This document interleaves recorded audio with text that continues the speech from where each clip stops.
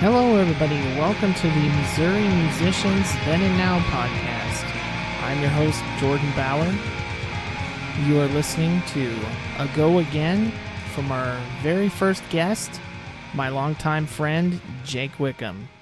What's up, Jake? It's a Saturday. It's a beautiful day. It's a good day to sit and talk.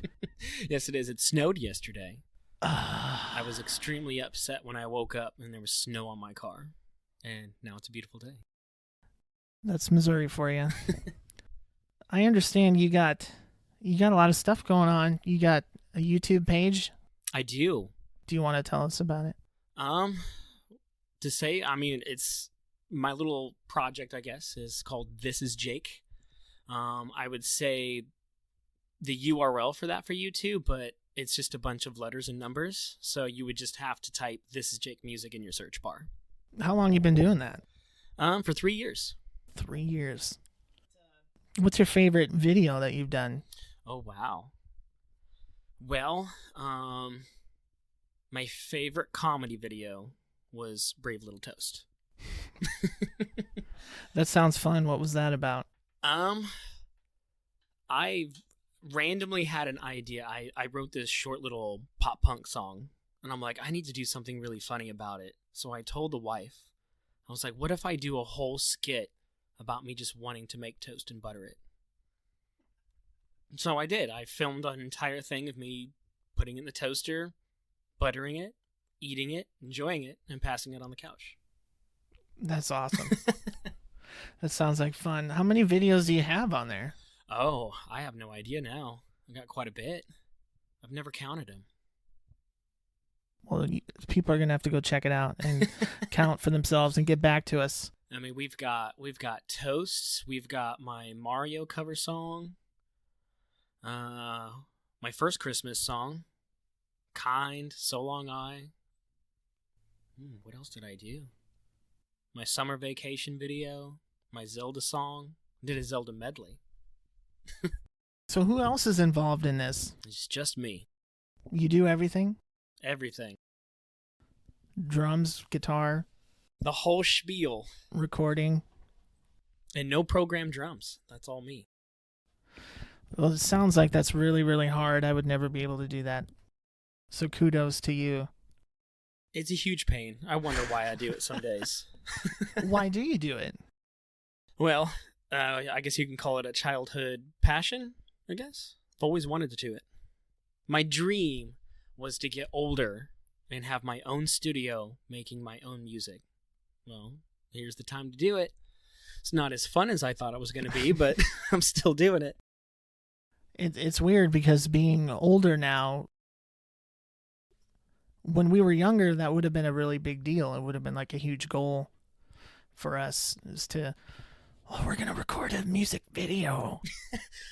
I remember in high school when I was jamming with a friend who had a drum kit, and he was like, my older brother's band records at this studio like in one of these small little country towns. And I remember he gave us like a little sticker advertising. It's like, when we start writing some songs, we're gonna get the hookup. We're gonna go to the studio. So I start telling everyone, like, I'm gonna go to a studio. Like, I'm gonna make it. That was making it. Now here we are. You can literally do everything all by yourself. Yep. Man. Which is a beautiful thing that you can, but now it's kind of, what's the word? Saturated. Mm-hmm. It's like, well, that's cool that you can do that, but so can Billy down the street. That's true. That's true. It's hard to differentiate yourself, but it sounds like you don't take it too seriously. Like you put a lot of work into it, but like, you know, you made a video about toast. Like you have fun with it. And there's other times when you put out some stuff that's more serious and so you got a really good variety going on. Yeah, I've got two different kind of styles, I guess you could say. Well, I haven't really done like a pop punk fun, thing in a while, but it's usually like, I got to make something that's like passionate and heavy, and then other times you just turn off the distortion and let the delay take over. I think that's kind of the beautiful thing about being able to do music is you just kind of do what you feel at the time. Yeah, what's making it more difficult now is at the time, like when I did Toast and anything I ever did was just, this is what I'm in the mood for. This is what's going to happen. Going to go with it, not going to question it. Now I feel like I have to map it out. Like, oh, right. I have to do this at this point of the year, and it has to have this mood, and then I'm going to do a fun. It's like, nah, it's not working. Sometimes you got to step away or reevaluate how you want to do things. Do you have anything going on now? Like, what's coming down the pipe for the This Is Jake YouTube channel? Well, last year was a very busy year for me. I was working on a video constantly, on a new song, a new video. And I'd always tell the wife every time, like, oh, I'm going to take a break. Like, oh, that was exhausting. I did this for months. Like, I want to take a break for a while. No, I got a new idea. All right, back to the studio it is. Got to write, record, and do the video. I decided to take a break this year, and now I'm experiencing writer's block. Well, you said you got a lot of different stuff, bits and pieces of things that you'd worked on. So is there anything you're going to revisit during this time? Maybe you could finish up something? I would like to, but finding like that drive to just be like, all right, I'm going to work on that one thing that I put on the back burner 2 years ago. You know, right. Also, what I'm really struggling with now is I feel like I'm living in my own shadow of what I did last year. Like, oh, last year I did this video, and oh, I did this song. Like, I love that song. I'm like, well, what am I going to do now? You trying to one-up yourself? I'm trying to one-up myself, and it's not happening. You're your own competition.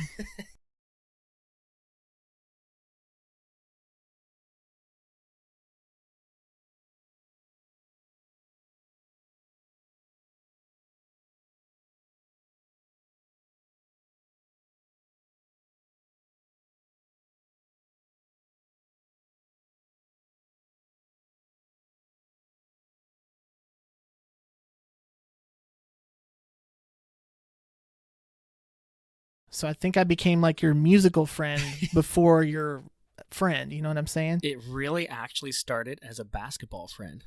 We would play the community center. Oh. That's what started it. And then you're like, hey, you take me over to the band room. Be like, I'm learning how to play this song on guitar. Check this out. I don't even remember that. That's great. I'm old. That's what's so fun about this. We get to remind each other of things that we totally forgot. You were showing me a Nirvana song. You were learning how to play from the tabs. And you had, I forgot what guitar it was. It was a black guitar. That's all I remember. A black guitar. Okay. It's probably the ESP. Yep, that's probably it. With the whammy bar Floyd Rose bridge that always came out of tune. So how and when did you learn how to play? What really started the whole thing was I had older brothers that were into their metal music. When I was I was in middle school at some point, and I got to go to a Pantera show. Wow. And during that whole entire night, I was like, this is beautiful. Like, I want to do this with my life. Like, I want to perform. Because when I was really, really little, you know, I had the fantasy of like, I want to be an actor. I want to be in movies. Well, the whole music thing just trumped it. I'm like, I really want to do this. Dude, so, I didn't know you saw Pantera. I'm jealous. I did. Oh my gosh. That's awesome.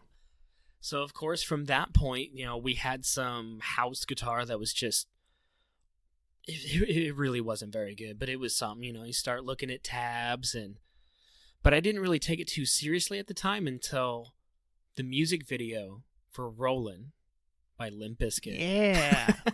I'm doing the thing. You guys can't see it, but I'm doing the thing. Rollin', rollin', rollin', what? So that kind of really amped you up and made you want to do it, huh? It was just like, oh, now it's really time to start learning some stuff. And then Linkin Park came out, and I was, you know, that was the first where I really could learn how to play a song from beginning to end. So it's like, oh, this is everything. This is it. And then, of course, you go down the same rabbit hole from the early 2000s of, I want to learn how to play Blink-182. So that's kind of what you started out, like, wanting to learn how to play? Yep. Would you say those are kind of your influences then? It was at the time. when I actually started writing my own music, some of it was kind of like, oh, well, this sounds kind of Megadeth-ish, But then I kind of always wanted to do like the song structure of like Linkin Park at the time. And Okay. So, how many instruments can you play? well, I only like to say two. Just drums, guitar. It would be illegal and wrong of me to say I'm a bass player. Oh, come on. All guitars are bass players. You know that. You could say that. Is there anything that you've ever like wanted to learn how to play? The violin would be cool. Really? Yeah. And then, of course, I always thought it would be cool to learn how to play some sort of like a flute or piccolo. And like when I was younger, I was like, that would be cool to incorporate that. Because I saw Korn play once. And when he came out with the bagpipes, I was like, adding in other instruments to kind of do an intro or just enhance a song was so cool. I never thought of that. I'm really surprised you said a flute. I'm like, what? There's got to be a metal flautist somewhere out there. I'm sure you can find it now on the use of tubes. That would be awesome. So we know your influences. We know when and how you kind of got started with guitar. So how did a band come about? Ooh, me and a buddy wanted to be in a band so bad. Like during this whole journey of like the whole Linkin Park thing, me and the friend, we wanted to be in a band so bad. So we would pretend about being in a band, even though we didn't know how to play. So when we finally kind of buckled down and learned how to play a little bit, he got his own guitar finally. We had another friend in high school who's like, hey, I can play drums. Let's learn how to play a few cover songs. And it just kind of went from there. The typical of like, well, I know someone who plays bass. Let's go talk to him. Right. So what was your first show? And what was the band name? We had quite a huge list of names. I don't even remember what any of them were, but like one of them written down was Senseless Tragedy, and I was in love instantly. Everyone else like, that's kind of cool, but no. But I fought tooth and nail. I was like, I want this name because I envisioned it immediately. Like that just sounds cool. I used to Google it. Like write down stuff or lyric ideas of like senseless tragedy moments that you can find at the time on Google. It's like, oh, this is just so neat. So then when we finally started playing, I think we played like Seether, Taking Back Sunday, a few songs like that. We played, I think it was a Battle of the Bands was our very first show. Those are fun. That's a great way to get started. And we didn't have amps. So when we practiced, we did a dual connector, 2 guitars, and 1 tiny combo amp. So when it came time to play the show, we couldn't do that. So we just had little dinky old distortion pedals we plugged into the PA, and that was our show. Wow. Did you win? Not even Sorry, close. I had to ask. That's crazy. I played in a couple Battle of the Bands too. They're, I don't know. It's not fun when you don't win. No. Otherwise, and you don't get paid either, right? No, you really... Well, I mean, if you win, I think you get a payout. So you mentioned Senseless Tragedy. So if I remember correctly, there was a lot of stars in the logo, and that was kind of like the thing back around that time was the stars and the Senseless Tragedy. Kind of, I don't know. I don't want to say like emo.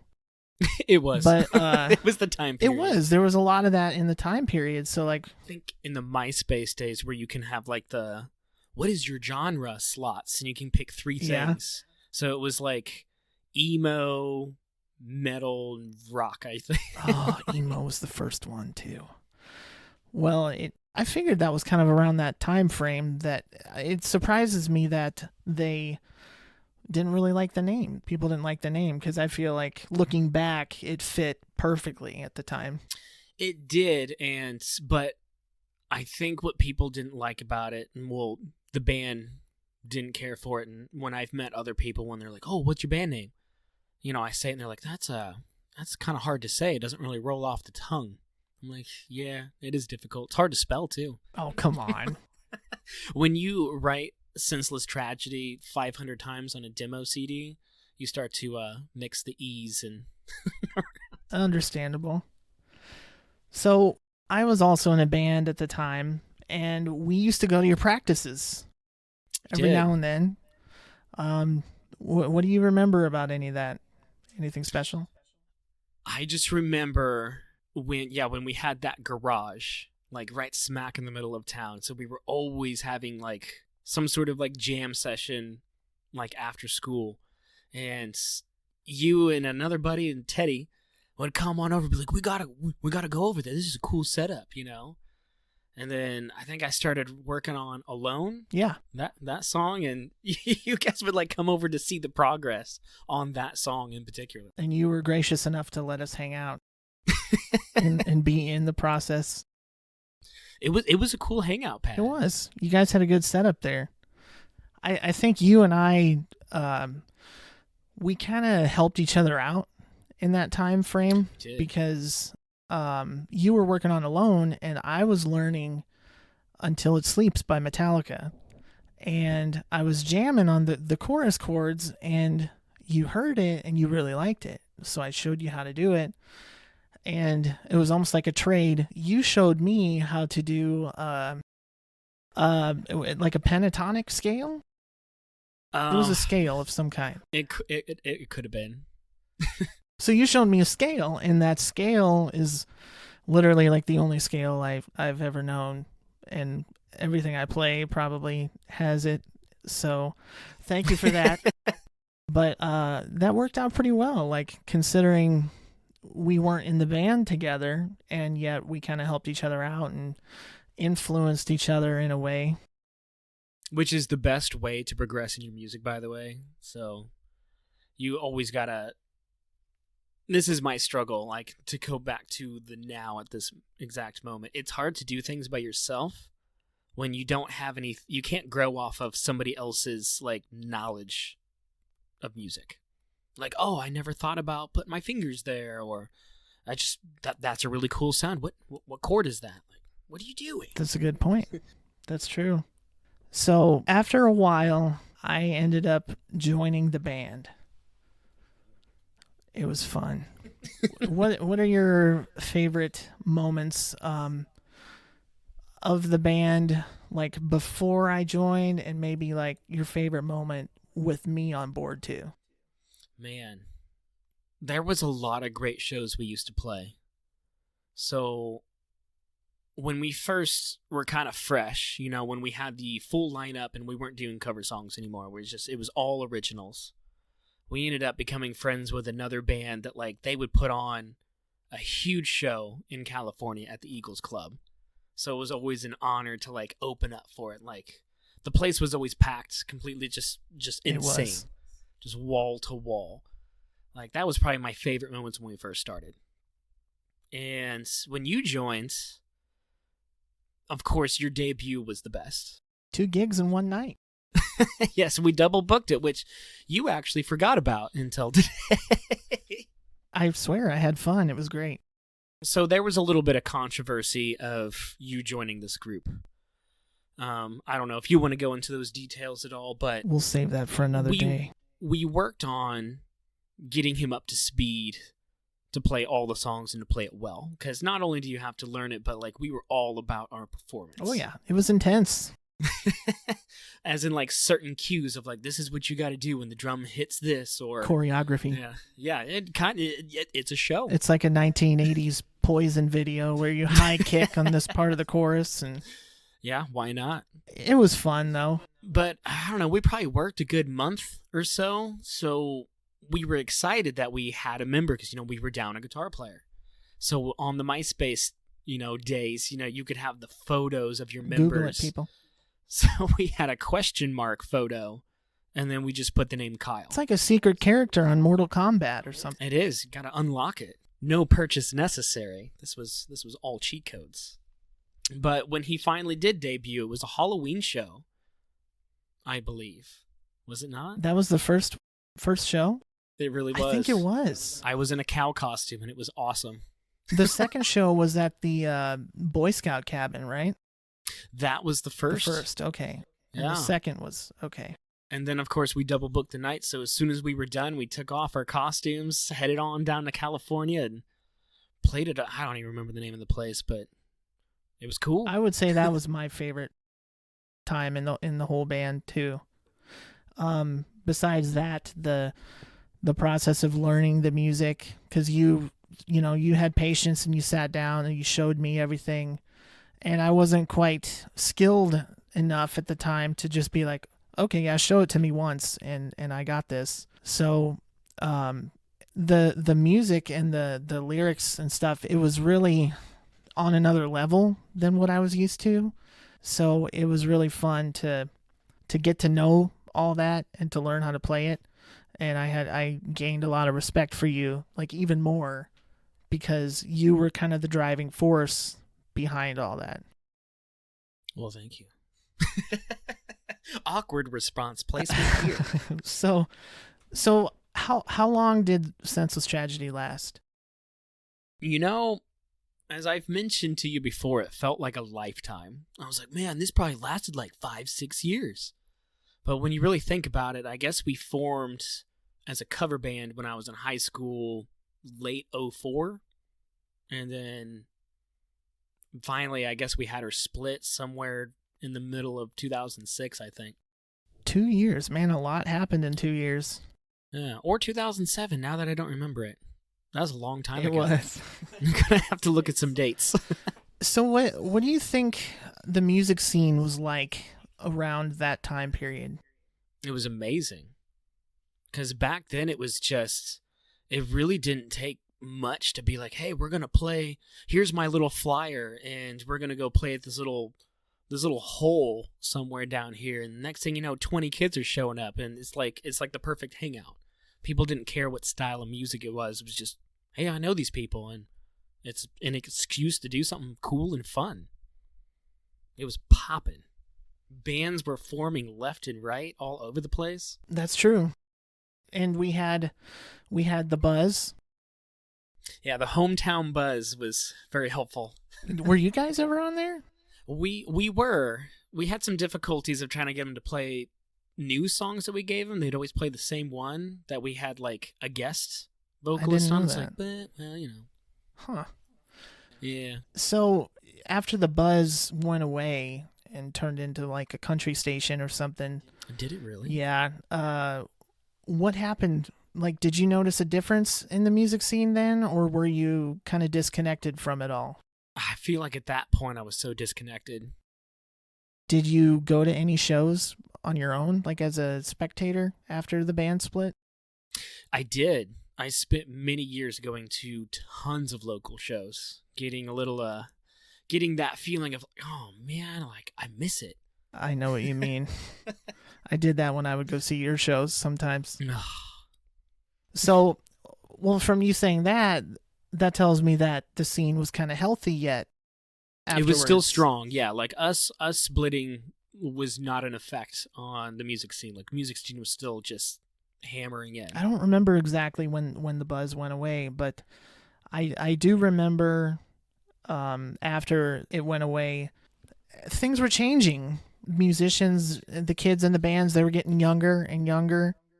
Yeah. And we were getting older, and when the buzz went away, like there wasn't an outlet for these young and up-and-coming musicians, and the internet wasn't such a big thing with like how easy it is to post something and record something. So I feel like it kind of started to flounder a little bit.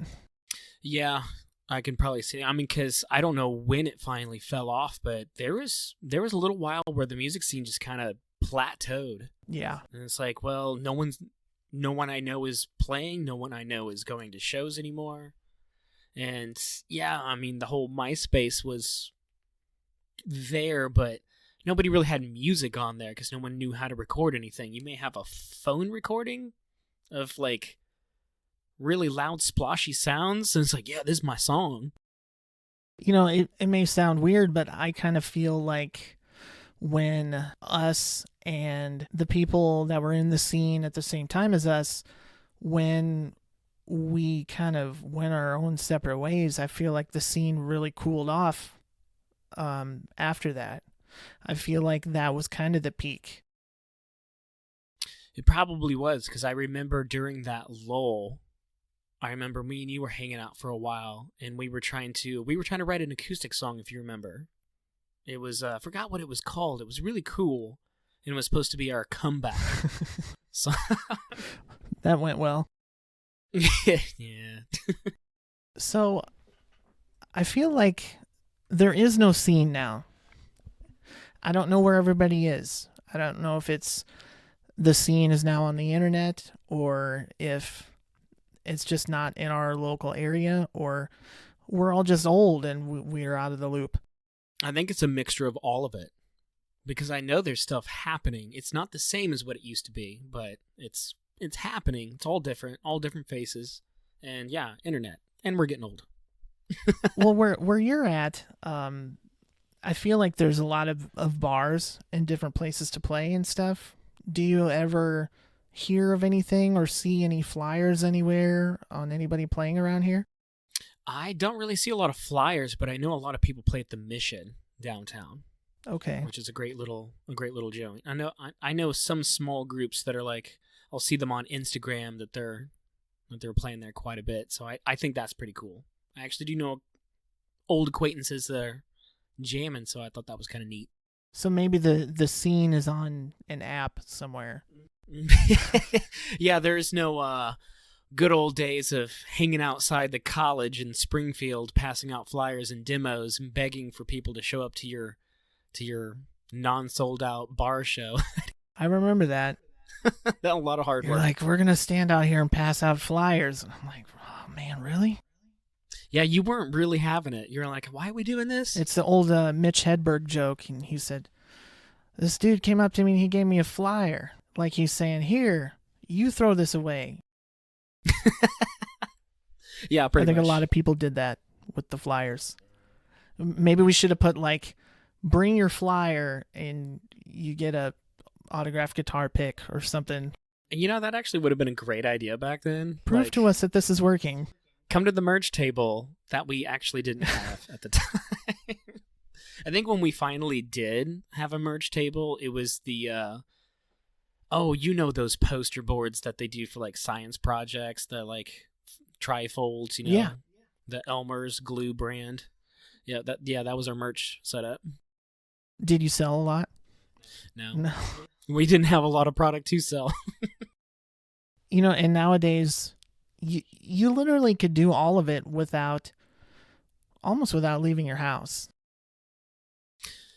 Which is good, but also kind of odd. Yeah. Like the t-shirts I designed, it's just sitting on my couch, just putting it all together, and I throw it on Teespring, and all right, go buy it.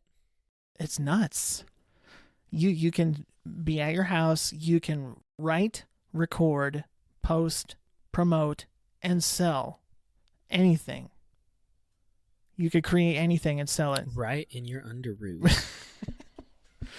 It's crazy. Like, so where does somebody like us fit into this music scene that may or may not exist anymore? I'm not entirely sure. It depends on what you want out of it. What do you want out of it? That's a difficult question. I'm not even sure what I want out of it. When I originally started it, like my new project, I kind of wanted the feeling of the old days.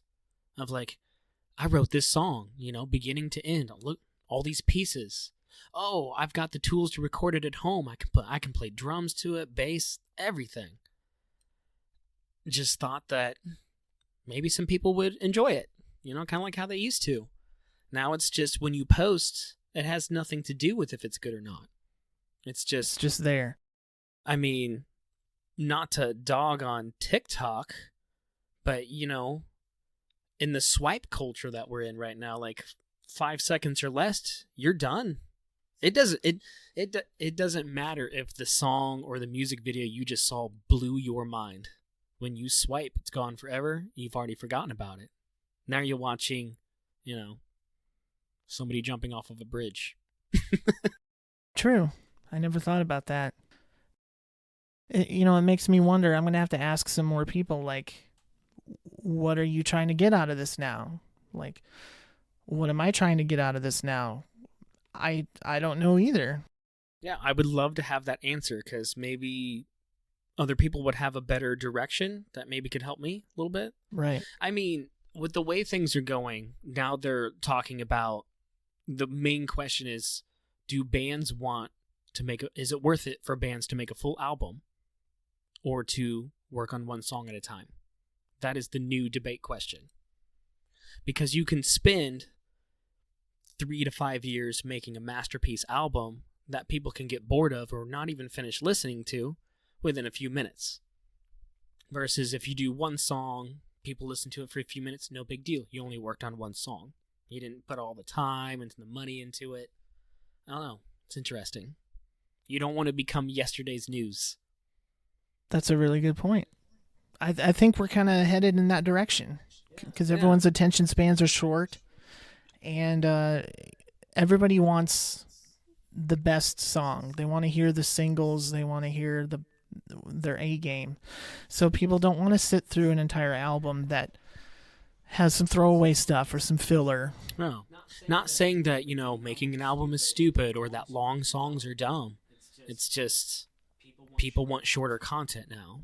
So, and you could go on YouTube and bands are streaming full albums for free now. Yep. And then you could see it track by track, or just stream the full album in one video. So I don't know if they're leaving like money on the table by doing that kind of thing, but if I listen to a band's full album on YouTube, if I like it, I'm going to go buy it. Well, good for you. Right. Well, no, wait, let me rephrase it. That sounded awful. I'm like, good for you. No, like, it's awesome that you do that. Specifically, the last time I did that was Seether's latest CD, the Si Vis Pacem Parabellum. That's a mouthful. Yeah, I hope the windscreen did its job on the mic there for that. It's probably soaking wet now. Yummy. So I heard it and I bought it, and I was like, this worked out well. I got to preview it almost like you go to Barnes and Noble and you go put the headphones on. Oh, the good days. Barnes and Noble. Look it up, people. I always remember going to Hot Topic, and they had the CD section with the headphones, and they would display a few like new album, like new bands, and they'd have it plastered like, oh, fans of blah blah blah blah blah blah, check this out. So put on the headphones that everyone else has worn all day long.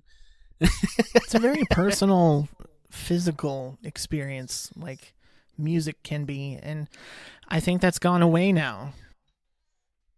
Yeah, there's no treasuring a moment, and to be honest with you, it's just I fall down that same rabbit hole. Like, a band comes out with a new album that I like, and it's like I don't even spend that much time listening to it. Because back in the day, like in your car, you'd have the one CD in there. You know how hard it is to have to pull the CD out, dig around to find something else. You listen to it beginning to end, probably for like a month straight. That's true.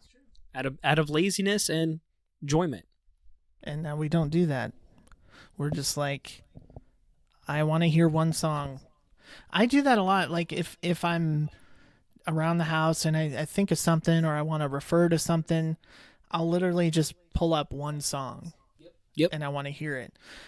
Before I deleted my Twitter, I was doing this thing called Songs from My Head. And on my drive to work every morning, I would have the radio off. And whatever song would come into my head, I would post it. That's actually kind of fun. Yeah, just so people could be like, oh man, I've never heard of that. I like that band, but I never heard of that song. So, you're welcome. Yeah. So if people like us that have been around for a minute, and we know a lot of music, like, I don't know, you kind of have a YouTube in your head a little bit. That's a really good idea, because there's sometimes where, like, I always think, like, if somebody would ask me, well, actually, I got asked earlier this week by a coworker, like, what are you listening to nowadays? Like what do you got? I don't know. Nothing.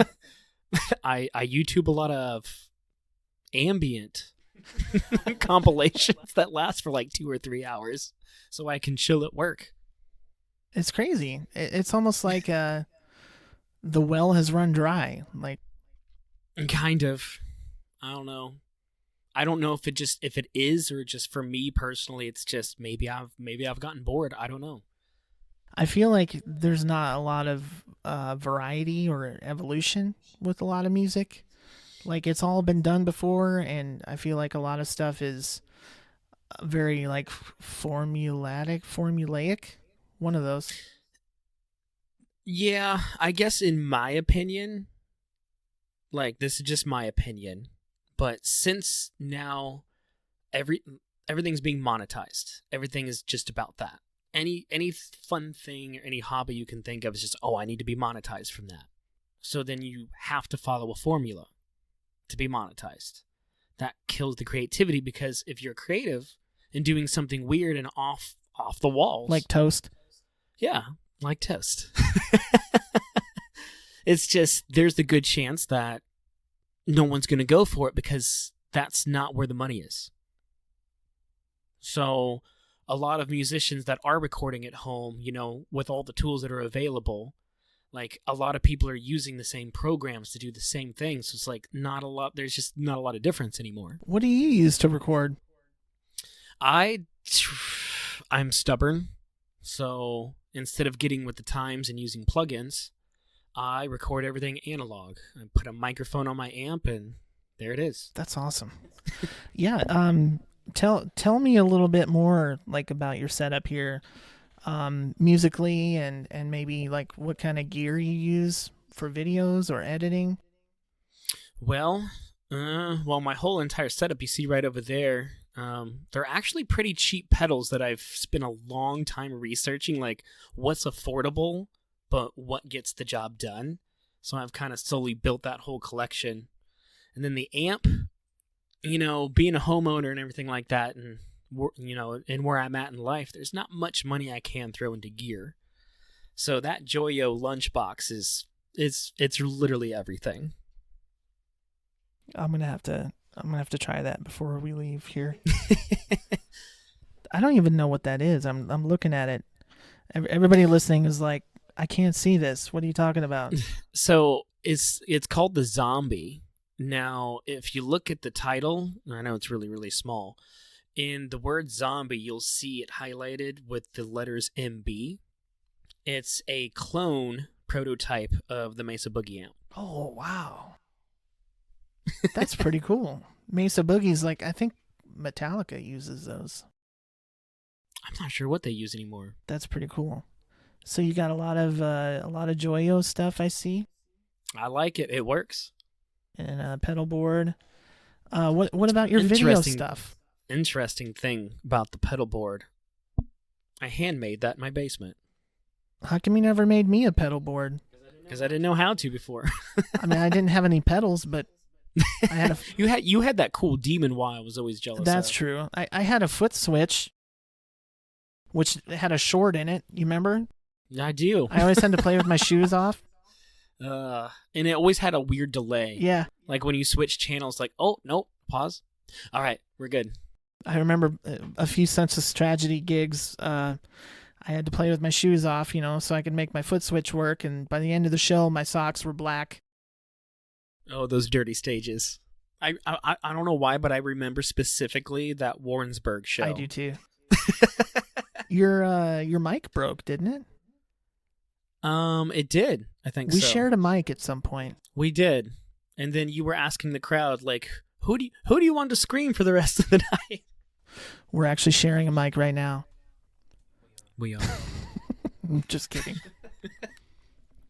But yeah, video setup. Yeah, let's hear it. Very simple. I'm using just a cell phone. Really. Really? Yeah. So I started my videos with like a Go phone from Target. And then the beginning of 2021, when I was trying to like advance my video storytelling, I was like, I need something. I can't afford these expensive cameras. So I'm like, well, what's a good option? So me and the wife talked about upgrading our phones. So I got me a phone that's got, a little bit more camera quality in it. And I think it's working out swimmingly. You recorded all your This Is Jake videos with your phone? Yeah. That's nuts. I totally Wait wouldn't till have you believed hear that. the next part. The editing. Well, yeah, what are you editing on? The stock program for Windows. What is that called? I think it's just called Video Editor. What? So if you can probably search it right now. No way. Yeah, that's the insane part. But I will say I have small assistants, though. When I was working on video ideas before I actually started, there's an app called YouCut Video Editor, which is a free video editor with no watermark. Okay. But it's only for your phone. So you can't really do, editing with your finger is just not going to work. True. So if I need like transitions or like things to pop up on the screen, I'll edit the video on my phone and then take that spot and throw it in the stock program and finish it from there. That is crazy, man. But the problem is my quality of the phone camera is super good, but the stock program dulls down the quality when I edit it. So my videos are not as good as it was. And it's always depressing. Dude, I totally wouldn't have believed that you were using that stuff. Seriously, you guys need to check it out. Like, this is Jake on YouTube. The videos and the editing, like, it's really great. Like, I'm not just saying that as your friend or anything. Like, I could tell you put a lot of work into it. And I might have commented on one of the videos and said that. But, and all you people out there using all this expensive gear and stuff, go back and watch his stuff. And see what you can do. The program that we're recording on right now costs $0. So it's the same as my DAW. Waveform is what I use. All my songs are recorded with a free DAW. A bunch of people are kicking themselves right now. Like, oh.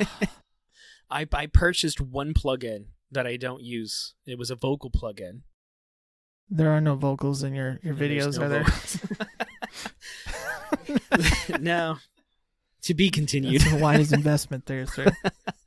Well, it was a $20 plugin, so I don't feel bad about it, which I did use for certain effects in some of my songs where I'm like, this has got a cool like reverb option. So I have used it a few times. Good. I got a few rapid fire questions here for you. Oh, good Lord. What is your biggest regret musically up until this point? My biggest regret was putting down my guitar in my songwriting. How long did you do that? When the band split in either 06 or 07, like, I just was so frustrated. I couldn't do it on my own because I felt like I just needed a team, like I needed the backup. And I tried the acoustic thing, and one of your shows once. That was just a miserable experience. You were nervous. I was so nervous. So I got rid of it and started playing drums, which drums is just fun. I just got to tell it, like, everyone's got to play drums. Just buy a drum kit. It gets rid of all your stress, and it's just fun. You don't even have to be good at it to have fun. What kind of drum kit do you have? It's an Alesis Nitro mesh kit. That sounds badass. It does, but it's the cheapest thing you can get. All right, everybody pay attention. Pay attention to the drums and the videos. We got this guy for $300 on Amazon. You do not have to spend an arm and a leg to get good gear to get yourself going. Which that still financially hurt. $300 is a lot of money. Yeah. Don't get me wrong, but for years of beating it to death, like it's awesome. So your biggest regret was putting your guitar down and your songwriting down. It's funny you said that because a lot of people, if they go through something emotional, something traumatic, they run towards their songwriting and their music, and they write more music because of that. And yeah, it's just weird because, I've been in the same place as you, and I quit music for a while. It's just weird how the ending of music, it's like final almost. When any other problem you have in your life, you write a song about it to get through it. But then it's like, where's the song written about not writing the song? Exactly. That must be the finality of it. Like, you can't come back from that because you can't rely on it to get through it. Which, during all those years when I wasn't, when I put it down, I'm like, oh, it's not that big of a deal, until I started this project up again. And I'm like, I don't have what I used to have. So it's like, I just wish I just never would have put it down. So you feel like it kind of went away? Yeah. All right. You heard it, people. Keep on going. So what is your thing that you're most proud of? Ooh, most proud of in music. Oh, wow. I will say in the Senseless Tragedy days, most of all the moments where that was my most proudest. Because it was always advancing. Yeah, we always wanted to be you guys. You were advancing too, because there was always a battle of the bands, or next thing you know, you're playing in a different city, a bigger city. You're playing with a bigger band. You're making money. We're opening for Psycho Stick in Springfield. I'll never forget that. That's a big deal. That's awesome, dude. Walking around at the show, not knowing what those guys look like. And I always feel embarrassed by this, but there was this guy who kept following us around everywhere we were going, like asking us questions. It wasn't me. I was like, it was just like, hey, do you guys have a demo? You got a sticker? Like, where are you guys from? Blah, blah, blah, blah. And we're like, this guy's just weird. Like, we don't know this guy. Turns out he was the drummer for Psycho Stick. And I was like, oh, wow, we totally, we're kind of like stranger danger, Wow. But he didn't introduce himself. He was just nosy. Did you ever play with them again? No. Well, good job. You dug your own grave there. Yep. Maybe he was thinking that they're not that big of a deal and that he doesn't have to introduce himself. I'm the drummer from Psycho Stick. Well, I mean, probably so. But at the time, us kids were just like, oh, anybody who, we've heard on the radio is like, you're untouchable. Like, you're not a real human being. And you heard them on the buzz? Actually, XM Radio was the time I heard that beer song they did. I don't think they ever played them on the buzz. So, if you could go back and change something other than stopping playing, what would you change? Man, at the time, I was happy with what I was doing with it. I guess you could say what I would love to change is I'd love to change the mindset that I had and everyone had, back then, that kind of made us all butt heads to call it quits. You think about it, it's like, man, that could have been handled so much differently. But, what a shame, At the same time, bands break up all the time. It's really not the end of the world. For me, it felt that way, because I thought I was a ride or die situation. I'm glad you said that, because I have an idea. I'm going to tell you what it is. Well, we're doing this right now. We're doing this right now. Live in the Den. That'd be a good name for this. I might have to go back and change it. Fix it in post. I want to have a reunion show. A reunion show of as many people from the scene as possible. There's many reasons for this. We're all older. We have kids. We have families. And all they've heard is stories about what we used to do. Somewhat, yeah. My kids are 9 and 4, and until a couple months ago, they didn't know that I was on the radio at some point. How'd they feel when you told them They that? thought it was awesome. Daddy's on the radio! I feel like with the seemingly absent music scene that we have around here, I think it would be incredibly fun to get the gang back together. Multiple gangs. Multiple. And relive, I guess, for a short time, the old days. Show our family and friends what we used to do. What we can do, maybe. I don't know. A lot of people don't even have gear anymore and stuff, but... Yeah. What do you think about that? I mean, it would be fun. It would be hard to pull off for multiple reasons. As you stated, Not everyone has the gear, maybe the time, or even the desire. Or, here's the biggest one. This would be my problem. Like, oh no, putting a microphone on me again? Like, I don't remember any of my lyrics. The songbook is gone. I've lost that in translation over the years. That's part of the fun. It's rediscovering it all. It's like, I listen to it, I'm like, I don't know what that word is. Would you do it? I would do it.